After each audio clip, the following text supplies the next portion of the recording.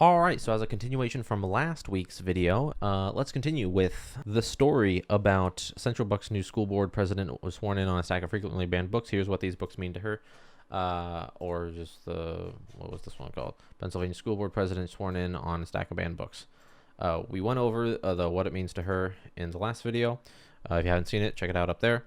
And so there's 6 books here. They're actually named in here, which is nice because before that I had to find it through a photo that zoomed in on them. And so the first one is Night. I found Common Sense Media had a lot of easy, quick to read reviews on books, so we're gonna go with them for all but the last one, which wasn't on here. So Night is basically unforgettable memoir of teen who survived the Holocaust. Parents say 13 plus. Any of you content, yeah. So I would say that going forward, generally, take this with a pile of salt. I would rate things a lot higher, and a lot of people who are reviewing these would also do so. Violence and scariness. The violence is terrifying, random, and sadistic. We saw witnesses guards throwing children into a fire and a young boy being hung. People are shot and beaten to death for no reason. A son kills his father for a piece of bread. Weasel is lashed 25 times by a guard. The fire burn day and night at the ovens. All right, now, kids say, great role models. I don't know who they're talking about, but too much violence. Their whole review is just too much violence. There's a lot of violence in it, but yeah, so too much violence, too much swearing, too much violence, too much violence. And now if we look at parents say, parents should read this with their children. Violence, sexual references, and heavy topics. That's long. I read a lot of World War II books as one was assigned to my son's junior high school curriculum, and I am struggling with the choice based on the themes, references, and difficult to process evil that is described. It already is an upsetting topic, but it does not soften the blows, so be prepared if you have a sensitive child/teen. I normally trust the parent reviews on this site, so I wanted to be sure to note that they are incorrect on there being nothing sexual in this book. There are several mentions of guards preying on younger boys. Here's one example. Quote, like the head of the camp, he liked children. Immediately after our arrival, he had bread brought for them, some soup and margarine. Parentheses. In fact, this affection was not entirely altruistic. There existed here a veritable traffic of children among homosexuals, I learned later. End parentheses, end quote. There also is a part where the main character comes upon a guard having sex with a woman, and because he witnessed this, he was lashed and whipped. Quote, of Idek and a young Polish girl, half naked, on a straw mat. Now I understood why Idek refused to leave us in the camp.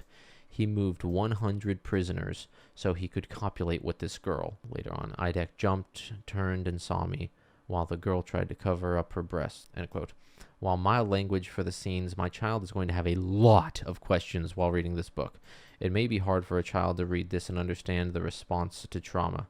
For example, one boy kills his own father as he fights him for a piece of bread. It is definitely not something I would hand him and expect him to process on his own. It's a valuable account of history and is a gut-wrenching look at what evil humans are capable of. It is something all children need to understand eventually. It is just maybe not the first book I would have them read on the Holocaust. Not for kids, most disturbing in detail, graphically violent. There are other Holocaust stories, sexual abuse of minors, nudity, sexual references. You will likely lose innocence and sleep. Too much violence, too much sex, too much swearing. Educational value. Too much violence. A dark and haunting memoir. Country going downhill with education. 8+? Yeah, I think this covers plenty of why it shouldn't be in a junior high homeschool curriculum. But yeah, I would say that this is not a 13 and up book. I would fucking make this like 18 and up. Maybe 17. But that's ethically debatable. Next book she talked about is The Bluest Eye. It says 15 and up, which means it's going to be worse. But we'll see. So, language, there's a fair amount of profane use, rude and cruel language, fuck, bitch, pussy, tit, and the N-word, drinking, drug, and smoking. Charlie is a known drunk who becomes violent when he drinks. It says educational value, a little. Positive messages, some. Positive role models, a little. Violence and scariness. The most disturbing violence in this novel is the rape of an 11-year-old girl. Graphic depictions of it include the thoughts of the child molester who sees it as an act of loving. Whoa. No, this should not be fucking read to kids. Graphic descriptions of it include the thoughts of the child molester who sees the act as loving. This is not fucking okay for children to read. I can't move on until I say this. The last thing you fucking want is your child thinking, oh, if someone does this, they must be thinking that, oh, it's a loving thing. Or like they're coming from it from loving, so maybe it's okay. No, it's fucking not. This right here, no, not okay. Claudia and Freda's mother hits them when she is angry. Their father chases a man with a shotgun. In the Breedlove household, Polly and Charlie physically fight often, and Charlie is said to have set fire to their home. A boy abuses and mortally injures a pet. Claudia is an angry kid who resents the idea that white or mixed race kids are considered prettier or better than black kids. She describes us attacking a couple of other kids and feelings of violent anger towards the light-skinned kids. Sex, romance, nudity. There are numerous descriptions of sexual feelings and events. Mr. Henry interacts with 2 prostitutes. A boy's mother is described as having an aversion to sex. 3 prostitutes talk a lot. Reed loves sex with husband, desires women, how their clothes feeling sex with that. A man turns out to be a pedophile. Let's talk about this. What kids say. High school freshman, powerful novel, great message, educational value. Not for kids, tweens, or early teens. When I read this, when I read the back of this book, I was expecting something like Roll of Thunder, Hear Me Cry, or Watson's Go to Birmingham. But no, I found this in the children's section of the library, and it is supposed to be narrated by 11-year-old Claudia, but it isn't. The plot goes here, there, and everywhere, and it's hard to comprehend. There is a house of prostitutes, and there is a whole narration for the type of, oh, they are. Girls are sexually assaulted, children are abused, sexually assaulted, but you can't say whore. Are sexually assaulted, children are abused, sex is vividly described, lots of profanity and violent situations. Characters are horrible role models sometimes, but it does somewhat accurately depict the era. Girls try to obtain whiskey from prostitutes so that a girl who was sexually assaulted won't be, quote, ruined. A father is a drunk, another father kills a man. It's a very graphic description of the era and very poetic, the title is. Educational value. Too much violence, too much sex, too much swearing, too much drinking, drugs, and smoking. Does that sound like it should be for kids, tweens, or early teens? Does it sound like a fucking 13 and up book? Or a 10 and up book? Not just a read, an experience. Still, too much violence, too much sex, too much drinking, drugs, smoking. Yeah, too much sex, too much swearing. Too much sex, too much violence. Too much sex, too much violence, too much swearing. Too much sex, too much violence, too much swearing. Now if we go to parents say. There's one down here I want to focus on. 18 plus rating. 2 stars. Substitute teacher / licensed family therapist. I would strongly discourage parents from allowing their children to read this book and to be exposed to the sexual violence that no child should have to experience. The images that are portrayed in this book represent a gruesome crime against children, and once these images are imprinted on a child, it is hard to reverse the experience. I am perplexed how a parent would do everything they could to prevent this type of assault from happening to their children, but then let the child experience all the emotions of reading this in print. Also, the author has a bias against mainstream culture as being racist and brutal to people of color. This is strictly an opinion, and parents should be cautious in promoting this notion to their children. This title is Too Much Violence, Too Much Sex. From a licensed family therapist. Profound meaning, difficult, valuable read. Too much swearing, too much sex. Too much sex, too much violence, too much swearing, too much drinking, drugs, smoking. Too much violence, too much sex, too much swearing, too much drinking, drugs, smoking. There's more reviews too. Too much violence, too much sex, too much swearing. So yeah, Bluest Eye. Would not recommend for anyone under 18. Alright. Next one, Lillian Duncan. There's not really much, I don't think. Language, some cursing, coarse language, mostly in anger and insult others, including goddamn, bastard, shit, friggin', and pissed. References to boobs and penis, juvenile, insult, jerk face, assosaurus. Characters described as going psycho. Violence and scariness. Very little. Bullies harass classmates with taunts, spits, and thrown objects. Groups of kids pull down a student's pants and underwear. References to someone who committed suicide. So there's that. Couldn't really find much on it that was like bad. Kids say, really good, liked it. When Lily was a young kid, she said she wanted to chop her penis. She said she wanted to chop off her penis because it didn't belong. And there is some suicide. One character committed suicide, and Lily's father's worried that Lily will as well, but she doesn't. There is some talk about male puberty that Lily tries to avoid, such as hair in armpits and on penis. Hair in armpits is not just male. But obviously the penis would be. But it spreads lots of good messages. All in all, it's a good book, and I'm glad to read it. Really good, liked it. It says penis sometimes and hell and crap and stuff, but nothing too bad. When Lily was just want to harp on when Lily was a young kid. She said she wanted to chop off her penis because it didn't belong. I wouldn't recommend that to an 11-year-old or a 10-year-old. Great role models. It's too much swearing. I'm crying and smiling at the same time. Don't know what to say. Too much swearing. So yeah, Lily and Duncan is about a transgender girl and a boy with bipolar disorder.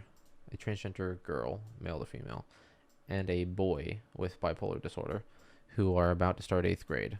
But yeah, so probably one of the better ones, but definitely not child friendly, I would say, because children can't process things as well as adults can. Next one is Flamer, and I'm actually going to do a little bit different. I'm just going to show some censored versions of it. It's nothing that's quite too bad, and then we'll talk about it as well. In Kristen Bentley's Substack, 34th Filthy Books example, Flamer by Mike Crotto, sexually explicit depictions of sex acts and nudity of young adolescent boys. Dear Honorable Texas Legislator, your third Flamer, yeah. Just like the others, it is filled with sexually explicit content depicting young teenage boys and sexual acts and sexual nudity. Despite this, it is recommended for children by librarians. School Library Journal recommended it for 8th graders. Crotto has created a beautiful story of a teen who must decide if he will force himself into the mold of what he thinks a, quote, normal boy is, or if he can allow himself to live life on his own terms. An essential book that shows readers that they are never alone in their struggles. School Library Journal starred review.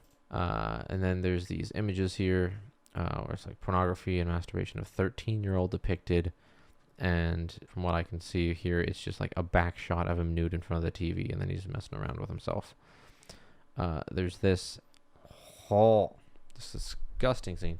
Although nudity is obscured, masturbation is depicted on several pages in a row. Dudes have their pants down or off. It looks uncomfortable. And someone holds a bottle of Mountain Dew. Doubt there's a sponsorship in here. Dude says, "We're each busting a load into this bottle. If you don't come, you have to drink it." Someone goes, "Give me that, I'll show you." It's visually depicting a scene where a bunch of dudes are busting their loads into a bottle of Mountain Dew. And if you don't come, you have to drink it. What the fuck? That is some type of like... I understand like how that could happen to someone because young boys are fucking disgusting pigs. And that should not be brought to the attention of children who have not had to experience that. My dick gets so hard thinking about her sometimes that I think it's gonna rip right through my jeans. No, really, I've got it bad. She just hasn't realized that she wants me yet. Whoa! She just hasn't realized that she wants me yet. That's a little, not recommended thought process. These are 13, 14-year-old boys. Yeah, I would not recommend. There's also this shower thing where it's like, dude, what are you looking at? And it's censored here and it's blurred, but the book doesn't actually show a penis, but it heavily implies it. For example, right here, there's a like mass shower scene and there's like almost penises. And then there's that, it's like, dude, and it's like, huh? Where you're just like fucking staring at the dude's dick while he's on his fucking hands and knees. You might be asking yourself how an author can depict pornographic and sexually explicit contents in books marketed to children. Texas Penal Code 43.24 requires that we consider a material's theme as a whole when we determine if it meets the standard definition of harmful materials in our penal code. It also must be, quote, utterly without redeeming social value. Essentially, books can contain pornographic drawings, sexual nudity, and offensive sexual commentary and not meet the definition of harmful materials because the theme is not prurient and in interest or utterly without redeeming social value. The authors, editors, and publishers understand this. That's why they are able to depict children in sex acts, sexual nudity, and offensive sexual content and get away with it. Flamer microto has been found in middle schools and high schools across the state of Texas. Is it in one of your ISDs? I don't know what ISDs. Follow the link to search the library collection of most schools. The state has a compelling interest to protect kids from sexualization and harmful materials in their libraries. Children throughout the state need the same protection regardless of where they live and go to school. Yeah, I agree with her. That's why this thing that says 15 and up, I'm like, no. I mean, technically, if you're 18 and reading about teenagers doing weird shit, then that's probably also not good in a way. Sex, romance, and nudity. Nearly all campers are interested in sex, talk about it often. Aiden dreams of seeing fellow campers naked and may have a wet dream. Genitals aren't illustrated, but anything penis-shaped is a source of amusement for the teen boy characters. In the camp showers, a boy gets an erection. Some boys are naked in the scene, but no sensitive areas are shown. Aiden recalls watching porn and describes seeing, quote, big dicks. A group of boys masturbate together. Bare legs, pants around ankles, and one bare butt cheek are shown, which you saw earlier. Well, you saw part of the scene. Lots of verbal bullying, usually with a homophobic slant, including many uses of 2 major scenes of assault, one in a fiery dream/vision, one between Aiden and a fellow camper. The climax of the narrative involves the contemplation of death by suicide. What a way to end it. Diverse representations. Educational value, a little. Offers opportunity to discuss topics related to gender, sex, and identity. Addresses issues familiar to most teens, from first serious crushes to bullying to masturbation. Boards just don't talk about masturbation to kids. I don't know. There's one kid review, and that's it. Rushed plot, otherwise alright. It's alright, to be honest, despite the plot being rushed and kind of confusing. That's it. So that's why I went to the other thing to find more on it. Next one up, All Boys Aren't Blue, a memoir manifesto. Sexual immunity. Mentions using condoms, what flavor one was, a few instances of kissing and making out. The first time masturbating is described vaguely without specifics. See our violence section for additional content related to sexual assault and molestation. Let's check it out. Sexual assault and molestation by an older teen on a 13-year-old mentions an erect penis, touching each other, performing and receiving oral sex, rubbing bodies on the floor, and being told to watch the perpetrator masturbate and ejaculate. A 5-year-old is attacked by older elementary-age kids, held to the ground and kicked in the face until their teeth shattered. Blood is mentioned and pain is described. Several infamous cases of violence against black and queer people, including one involving sticking a plunger in the victim's rectum, and another man who killed his son because he didn't want a gay child. Not for fucking children. Diverse representations, a lot. Positive role models, I don't know who. Positive messages, really? Educational value, a lot, so they say. Drinking, drug smoking. A period of heavy marijuana use, 3 blunts a day, described negatively with academic consequences, and the decision to cut back to once every few weeks. Underage college students drink alcohol and party. Cigarettes mentioned among incidentals from a grocery store and a relative who smoked. Products and purchases, very little. Occasional food, beverage, clothing, pop culture, and tech products for historical context or character development. Language, shit, dick, body part, ass, damn, and hell, as opposed to dick the person. Author's introduction explains the different spellings and contexts for get, and the N-word, which I find it funny that he says that and then says N-word. Not even going to type out hard R. It could just be content moderation on this website, so they're like, you can't put that word. Parents say there's no kid reviews. Garbage, 18 plus, too much sex. Engaging memoir that doesn't beat around the bush, just beats your bush. Anyways, parents proceed with caution. There are some good points of information in this book, and I love the family acceptance and connection. However, there are several very explicit and detailed sexual experiences, including familial molestation with a, quote, practice makes perfect attitude to gay sex that, in my opinion, is inappropriate for kids and teens. Yeah. Jesus Christ. By all accounts, the author, parentheses main character, had a very normal and supportive childhood, but portrayed himself to be a victim because of his sexual orientation. There is sexually explicit content. The message could be helpful to some, but may be seen as perverting one's morals. I wouldn't want my child to read this without me being able to provide context and discussion. Too much sex. So I would say probably not for children, considering sexual assault and molestation by an older teen on a 13-year-old mentions an erect penis, touching each other, performing and receiving oral sex, rubbing bodies on the floor, and being told to watch the perpetrator masturbate and ejaculate. Kicked his teeth in.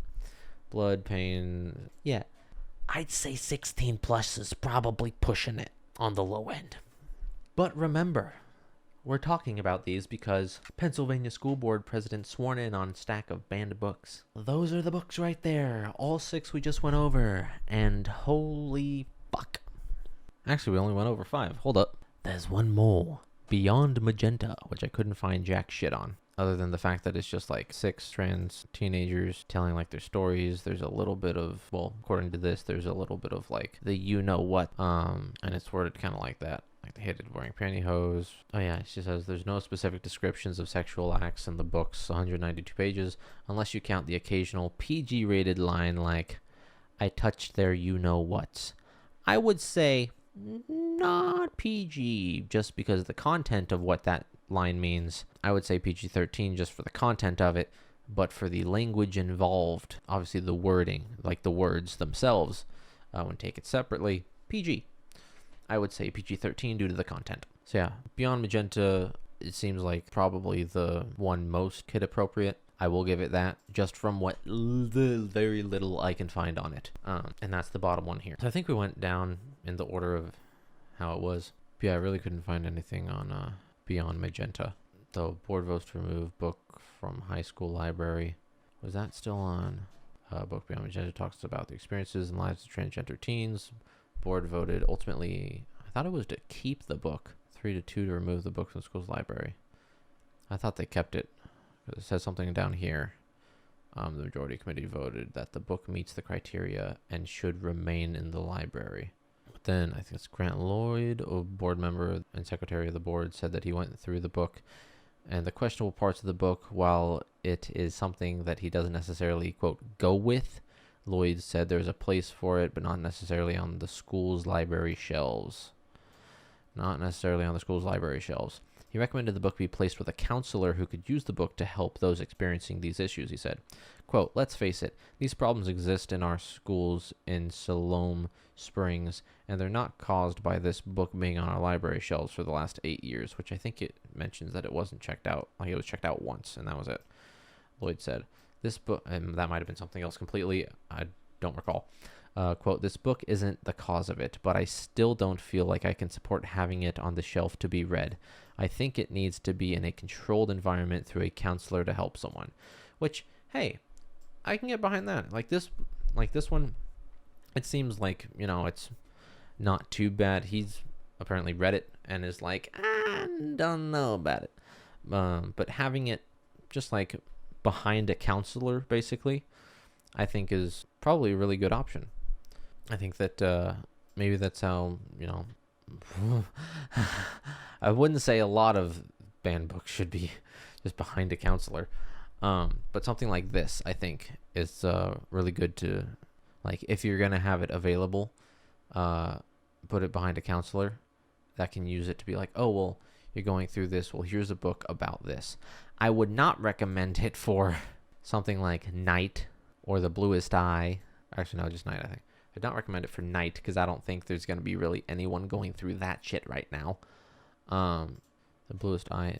Which one's the one where someone gets pregnant? Okay, I think it was The Bluest Eye that had, she got raped and impregnated by a family member, didn't she? As I was reading The Bluest Eye, I was really emotional. The reason why movie what happened was harsh and upsetting. A young girl going through self-hatred and rape is emotional because the girl shouldn't go through stuff like that. It's heartbreaking. One thing I disliked about the book was that it was too harsh for me. I would recommend this book to anyone that is 17 and older because the inappropriate language and they would have a better understanding of what is going on in the book. Too much violence, too much sex, too much swearing. That's a kid review. What was really heartbreaking and upsetting and upsets me is that she had to live with the self-hatred and the people around her are projecting onto her and the sexual abuse she had to deal with from her parents. Too much sex, too much violence. An immensely moving but graphic novel. I read this at age 16, 17 in school. We read the book aloud, fully in class, not skipping over any disturbing scenes. Jesus fucking Christ. And examined it to a high level for examinations. Personally, I do not think that the book should be read before the age of 16. Agreed. And although it has some important and well-portrayed themes, I found the writing style lacking in stylistic features. Here's why I give this book a 3, as it confronts some very severe and important themes in a way that is not categorical and encourages personal thought as to why they occur. The writing style is also very adept in portraying emotion and conversation flow, with the structuring through the use of seasons, further forcing the reader into reconstructed events, making the book more immersive and effective. However, the themes become very dark, as listed by others, including sexual assault towards children and extreme racism. All of them are depicted in immensely graphic detail, describing not only exact acts, but also the sensations provided by them.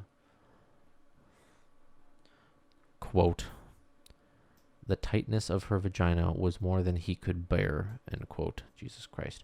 Providing many children don't even learn about the extreme detail of sexual reproduction until the ages of 14 to 15. The idea that situations such as this one to be presented to them before greater emotional maturity and knowledge as to right or wrong in sexual consent seem inappropriate. Racial slurs such as the N-word and swear words such as the F-word, I'm guessing he doesn't mean fuck, are littered throughout the book as well. They are used in a way that exacerbates tense situations and livens informal conversation, and should be seen as a pro rather than a con, provided you are relatively comfortable with their use. As is the case with book written by Toni Morrison, the polarization of the speech flow does result in a text that compares poorly in its descriptive nature when compared to books like The Great Gatsby and War and Peace. In conclusion, the themes in speech are immersive and important, but to obtain them, graphic and disturbing scenes are seen as many as 5 times, with stylistic features sacrificed throughout. Too much sex, too much swearing.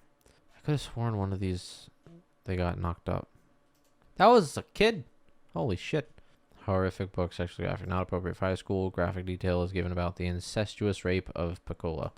The book graphically discusses many sexual topics, including orgasms, prostitution, incest, rape, nudity, pornography, molestation, pedophilia, masturbation, sexual dreams, homosexuality, bestiality, and sodomy. Whoa. Characters talk many times about hurting white people. There's nothing good about this book. Too much violence, too much sex, too much swearing. And based on the other reviews, seems to be accurate, 18 plus, which is actually their highest rating in this. It doesn't go to like 21 and up, which someone else said. Parents, stay away. There's no good reason to have this book available for minors in any school setting. Graphic sequences of rape, incest, and very disturbing language. Please do not allow your children to read this. The review does not allow for an over 21 age group, but if it must be read, it needs to be read by legal adults only. The review also does not allow for a 0-star rating, which is what this book really deserves. Too much sex, too much swearing. Yeah. So, hence, books like that is what she's using instead of a Bible to swear herself in. On the good side, you have Beyond Magenta. I'd say the next best one that's probably still bad is Lillian Duncan. Then you have shit like Flamer. Was it The Bluest Eyes? I still don't even fucking remember the names. I want to block this shit out of my brain. Yeah, The Bluest Eye. Night, which is fuck. It's like Bluest Eye and Night might be like the worst and like totally not okay for kids.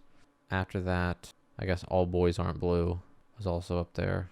Like, just seriously, like, I wouldn't fucking use these books to swear yourself in on.